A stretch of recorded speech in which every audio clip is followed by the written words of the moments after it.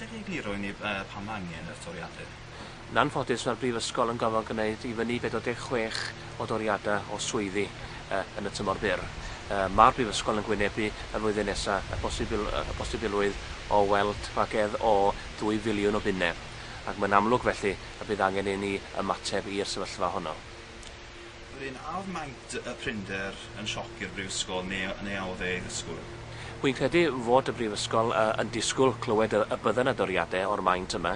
Mae'n amlwg mae yn achosi gofid mawr unrhyw un sydd mewn cyflogaeth yma fewn y Brifysgol.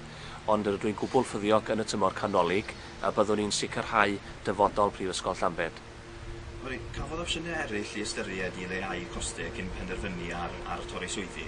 Fe roedd y Brifysgol wedi ystyried yn ofalus iawn yr holl gyfleoedd ar gyfer ceisio denu mwy o incwm yn y tymor byr. Ond ar ôl derbyn gwahanol adroddiadau, yna roeddan ni ar farn bod rhai gweithredu nawr mwyn diogelu dyfodol Llanbed. Chi eisiau gweud wedyn ble mae'r swyddi yn mynd i cael ei golli os na adrannau arbennig sy'n mynd i cael ei effeithio yn fwy na'i gilydd? Fe nes i gyhoeddi'r bore yma y byddan ni'n edrych ar draws y Brifysgol, dechrau proses o ymgynghori oeddan ni heddiw, ac fe fyddwn ni yn ystod yr wythnosau nesaf yn parhau gyda'r drafodaeth honno.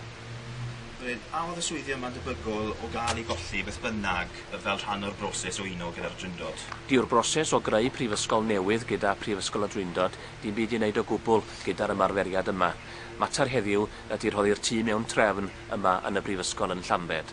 Yma'r uniad creu Prifysgol newydd yn ymarferiad hollol wahanol. Dau peth sydd yn sefyll gwbl ar wahân.